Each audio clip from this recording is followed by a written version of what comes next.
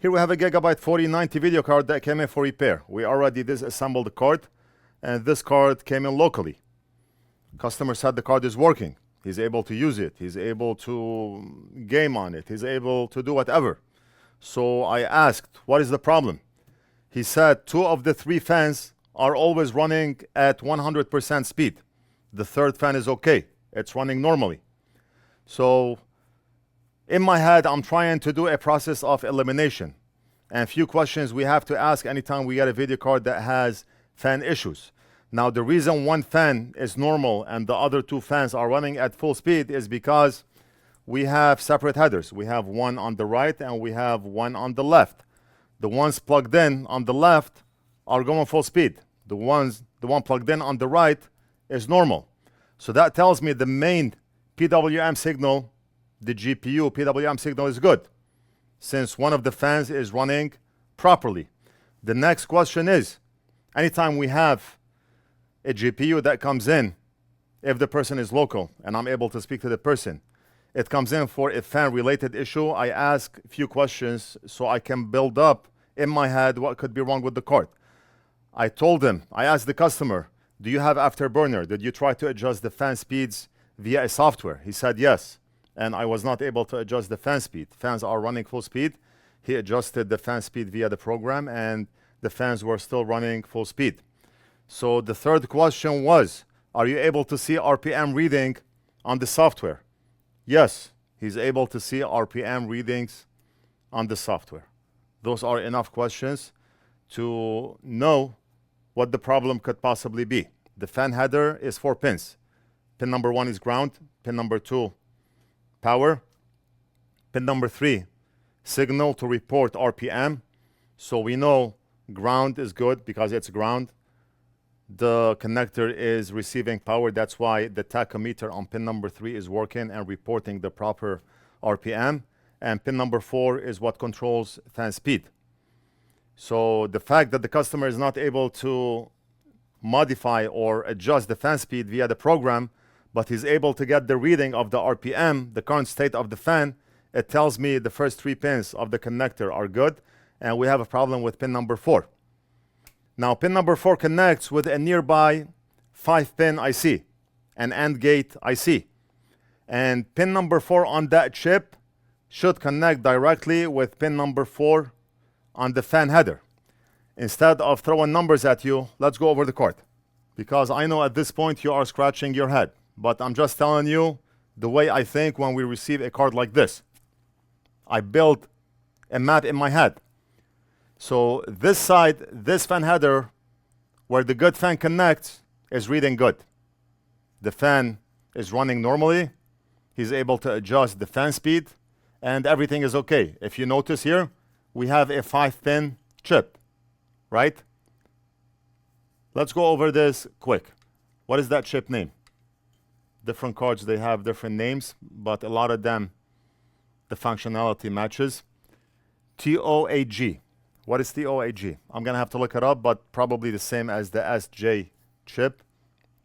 Let's go ahead and measure the 4-pin header. So pin number 1 is ground. Multimeter on. Pin number 1 is ground. Pin number 2 is power. And we have a good diode reading, 0.5 voltage drop. Pin number 3 is tachometer, RPM reporting. And it's reading good. Pin number 4, 0.6 voltage drop, and this is the fan speed control. Now, pin number 4 of this gate chip should connect directly with pin number 4 on the connector. Let's verify this. So that's pin number 4 of the connector, of the header, and pin number 4 of the chip, and they are connecting. Okay? That's how it goes. Now, let's go and check the faulty header, where the fans are spinning full speed. And we're going to check on the pins. Again, pin number 1 is ground. Power. Tachometer. RPM reporting. And we have control. And look at control. We are reading OL. OL on control. Do we have a connection between here, pin number 4, of the same chip that we found on the other header, the TOAG? Do we have a connection? Because it could be a corroded trace between here and here. So if this is not able to communicate with this, then we're going to get OL. Do we have OL on the chip? Let's check first. And look at this. We have OL on the chip. So OL on the chip is not good. There's a very good chance, probably a 99% chance, that the problem could be the chip itself and not anything else. Why? Because the other header is working. The master PWM signal correlated is functioning. That's why the other header is working. So do we have a connection between here and pin number 4? Yes. So it means the trace is proper. We do not have any corrosion. We do not have any broken trace. So now there's a very, very good chance that the problem is the chip itself. Now let's go ahead and measure the chip here. Pin number 1 and pin number 2, when they are present, they output pin number 4. When we have 25 kilohertz on pin number 1 and we have enable, both of them are on, then we have pin number 4. So right now, if we read in diode mode, pin number 1 is good, 0.53 voltage drop. Pin number 2, we have 0.53 voltage drop. We have ground. Pin number 4, we have 0.67. And pin number 5, we have 0.11. Let's do a diode reading on this one. Now, assuming we do not have any shorts, the problem should be the chip itself. Oh, wait a minute. Wait a minute. We have a short circuit on pin number 1. Let me read in resistance mode, because I'm reading 0.017 voltage drop, which is almost a that short. Ohms reading, we are getting around 10 ohms. Wow. So we do have an issue here. Is that caused by the chip itself? I don't know. At this point, I was almost 100% sure the problem is here. But right now, the fact that we are reading almost a short circuit on pin number 1, that changes the formula a bit. What about pin number 2? Let me go to diode mode. Pin number 2 is reading the same. So almost a short on all 3 of them. This is ground. Pin number 4, we are reading OL, and pin number 5, we are reading the same as the other chip, 0.12. This is connecting. Okay, so a short on one side of the resistor, and we are reading good on the other side. The capacitor is not short into ground. Okay, so what should we do? What should we do? This may not be a TOAG issue. We can still remove the chip, measure the pins, and see if that solves the problem. That would be a quick way to do it, rather than go into a rabbit hole. But right now we have a header, a plastic header here. So if we apply hot air, it's risky because it's going to damage that header. We can go the low melt solder way, remove the chip, and then see if we are still reading a short. Or maybe we can inject voltage on pin number 1 and see what gets hot on the board. Maybe that would be a wise thing to do, even though we do not have it that short, but we have almost it that short. Not only pin 1 is short into ground, but also pin 2. Hence also the failure on pin number 4, which is always reading OL. I think let's go ahead and desolder the chip. That would be the best first step. And we're not going to use hot air. Let's use low melt solder. You know why? Because low melt solder is magic. I always mention it. The area is tight. There's always a risk that something can go wrong and the card may stop working. And we communicate this with the customer. There are always risks. You go to a hospital for a simple surgery, they make you sign 1,000 forms.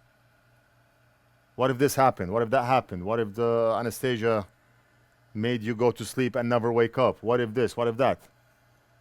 I do the same with customers. The card is working now. It may stop after we work on it. Who knows? But one thing for sure is, I always do my best.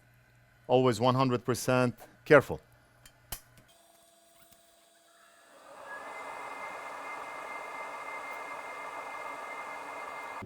Now we have a lot of glare. I'll turn on the anti-glare light in a second, but let me just carefully apply low melt solder here, and we got it. You see why low melt solder is magic? Is it still making a connection from this side? Yes. The chip wanna play games. It's a gaming card after all, so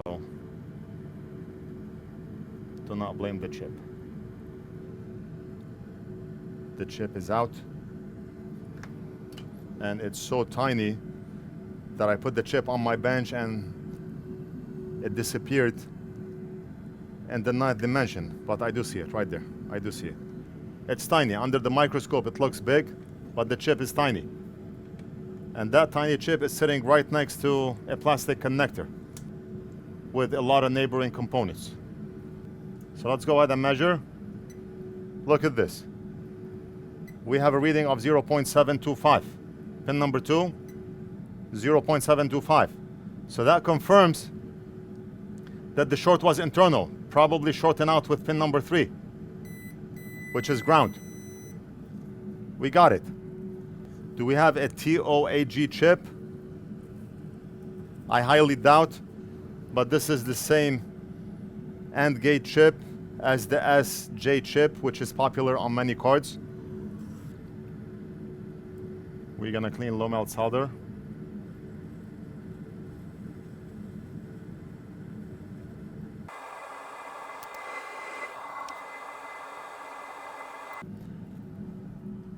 We're gonna be using this card, EVGA 3090. A customer mailed this over to us a while back, and the card had no GPU or memory. We told the customer, your card has no core or memory. He said to just recycle it, and that's why I have it. We still use it for parts if we need anything from this board, even though we do not know if the parts that we're gonna extract from this card are good to begin with or not. But very likely, if we are able to find a similar, yeah, right there, SJ chip, we're gonna assume this chip is good, and we will test it anyway.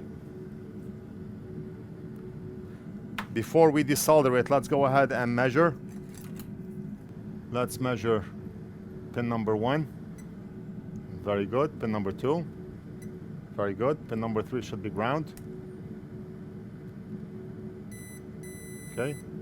Then we have pin number 4. And we have pin number 5.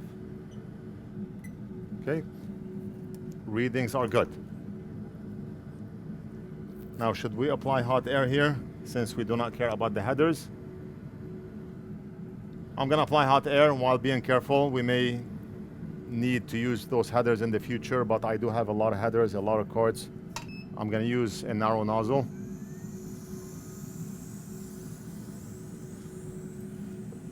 Lower fan speed. I mean, it does not matter how careful you are, this is still plastic. But this is a donor, so I don't really care. It already melted. What can you do, right? You can see how fragile those connectors are, and that's why I did not use hot air on the customer's card. And that's what I mean by saying being 100% careful and working on customers' devices like they are mine.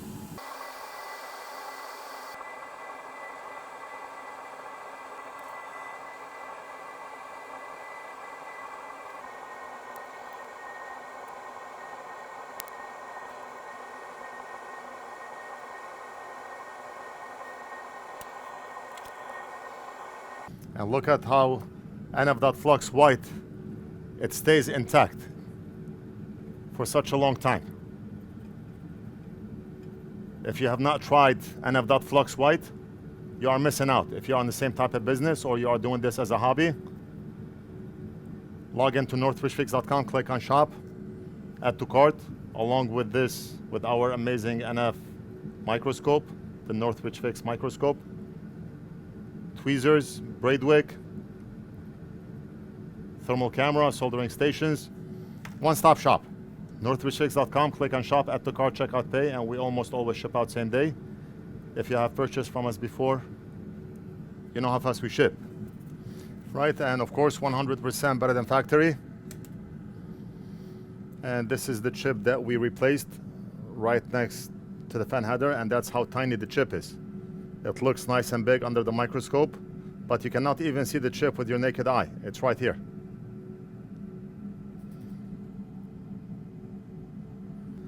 Right, so now if we check pin number 4 on the header, are we gonna get a reading? So we have a ground reading here, we have power here, we have tachometer RPM reporting here, and this one was reading OL. Are we gonna have a reading? Yes, yes. We have a reading now. So we did an amazing job. I'm gonna ask Big Boss to reassemble the card, and maybe we can test it together and make sure the 2 right fans are not spinning full speed. I'll be back. Okay, so we reassembled the card. I have it plugged into a 1X PCIe adapter. We have the 12V HPWR cable connected. We have an HDMI cable connected, and we're gonna test this together. We do not wanna see any one of the fans going full speed. Initially, 2 of them were going full speed and 1 of them was okay. Let's go ahead and test. 1, 2, and we're gonna turn the motherboard on. Perfect. All of them are running normally. All 3 fans. Wow. Amazing. We're gonna have to look at the screen, make sure we see an image. Awesome. Look at this. The fans are running perfect, and look at this. They even stopped right now. And that's normal. Normal behavior. They all stopped. So 2 of them are not stuck at full speed. That confirms that the problem is fixed. And as a final test, I removed the card from the 1X PCIe adapter and I plugged in the card directly to the board. I'm gonna be recording using my phone so we can check the fans after I run firmware. Let's go ahead and do it. So that's the card, the fans are off. Let's go ahead and run firmware. Look at this. The fans are spinning full speed now because firmware ran.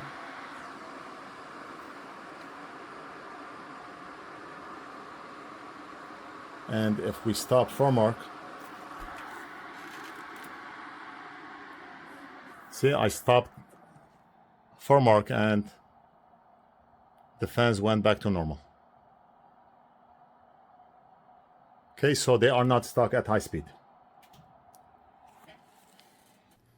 We are done. I'm gonna call the customer to come and pick up. I hope you enjoyed the video. Let me know what you think. Leave it down in the comments. Don't forget to like and subscribe, and we'll do something else in the next video. Amazing. When the signal starts to fade.